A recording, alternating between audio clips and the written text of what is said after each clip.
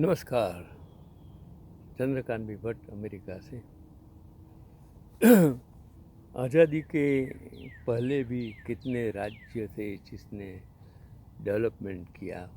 आप सोचेंगे 562 राजाओं, उसके राजमहल, किला, ये कहाँ से आए? उस ज़माने में जो बनाए हुए तालाब ये सब कुछ था। अंग्रेज़ों ने बनाई रेल, कितनी सारी कितना डेवलपमेंट हुआ हमें पता ही नहीं है। लेकिन जब आज़ादी मिली तब जो राज्य इकट्ठे किए गए और उसके बाद का जो डेवलपमेंट है वो मेरा ख्याल है दुनिया का सबसे बड़ा लोकतंत्र स्थापित हुआ। तो मैंने एक आर्टिकल्स पढ़ा कि जो लोग कहते हैं कि 1947 के पहले भारत में सुई तक नहीं बनती थी, उनके लिए इन आर्टिकल्स में आपको जिसने लिखा उन्हीं की भाषा में आप तक पहुंचाने की कोशिश करता हूं कि बड़ौदा शाही परिवार का राधिका राजे गायकवाड़ हैं। इन्होंने 100 साल पुरानी शाही संग्रह कलेक्शन की साड़ी पहनी है। यह शुद्ध कपास से बनी साड़ी का पल्लू या जिसे आंचल कहते हैं वह सोने से बना है। क्या तकनीक रही होगी सोने को बारीक धागे में बदलने की, क्या कौशल था जो साड़ी आज भी चमक रही है। इस व्यवस्था को ध्वस्त किया गया ताकि इंग्लैंड के मिलों के लिए बाजार बनाया जा सके। जिस औद्योगिक क्रांति का पाठ हमने किताबों में पढ़ा उसकी टाइपिंग और भारत में लूट की टाइमिंग का अध्ययन करेंगे तो सब कुछ स्पष्ट हो जाएगा कि वो किस तरह ये उस ज़माने में जो महलों में रंग भरे हैं, डिजाइन, आर्किटेक्ट्स कैसे बनाया होगा। आप राजस्थान जाइए, वो रणभूमि में रणथंभौर या जहाँ भी जाइए देखिए इस महलों किस आन बान शान, वो मंदिर हैं दक्षिण के, देखिए किस तरह बनाए होंगे। इतने बड़े बड़े शानदार मंदिर कैसे बने होंगे कि दुनिया को लूटकर चमकने वाले ब्रिटेन में आज हाहाकार मचा हुआ है। दूसरी तरफ भारत अपने देदीप्यमान स्वरूप में आज दीपावली मना सकता है। कृष्ण का कर्म सिद्धांत फलीभूत हो रहा है। कोई ऋषि ब्रिटेन में आ रहा है बड़ा प्रधान बन के, वो भी एक और राजस्थान के बीकानेर में शादी का नेग लेने पहुँचे किन्नरों का जब पता चला कि दुल्हन अनाथ है तो किन्नर मुस्कान बाई ने शादी का पूरा खर्च उठा लिया। किन्नरों के इस नेक काम के लिए आप तारीफ करेंगे। ऐसे भी किन्नर हैं जो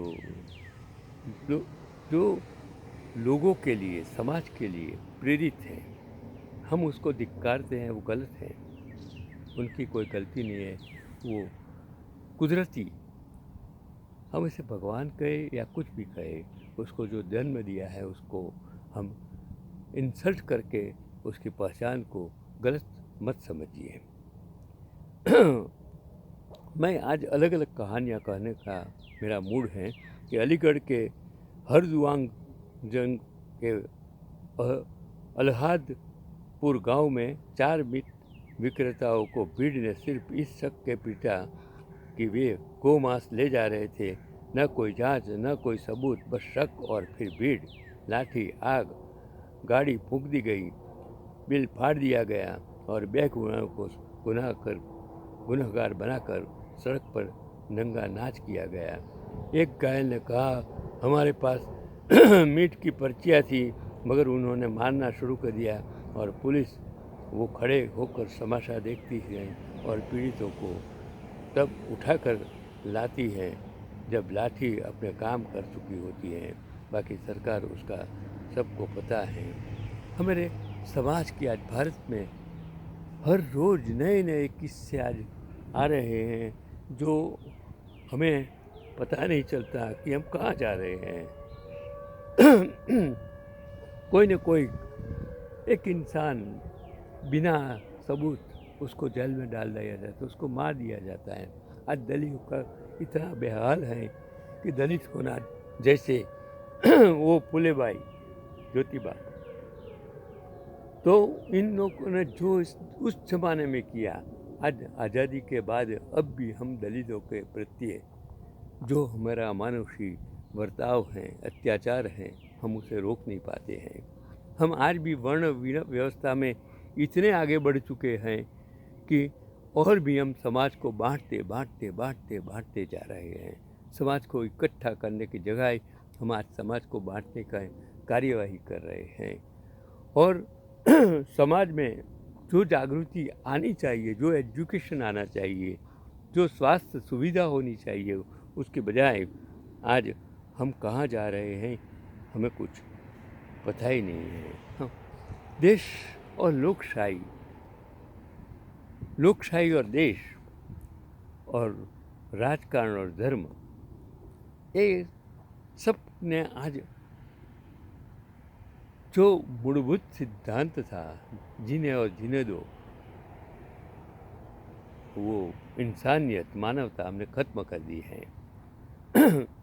हमें इंसाफ के नाम जो न्याय तंत्र बनाया है वो न्याय तंत्र बिक चुका है। रक्षण के नाम जो बनाया पुलिस तंत्र आज अत्याचार कर रहा है, भ्रष्टाचार से लिप्त हो गया है। राजकारणी जो सत्ता में आज 562 राजा को जगह आज 2 करोड़ राजकारणी सत्ता में आ गए हैं, जो राजाओं से भी ज़्यादा अत्याचार करने लग गए हैं।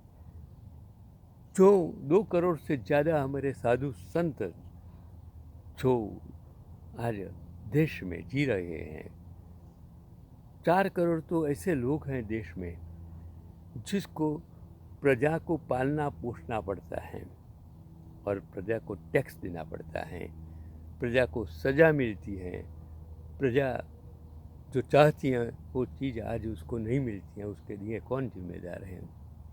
क्या लोकशाही में आज़ादी दिलाने वाले का कोई कसूर था?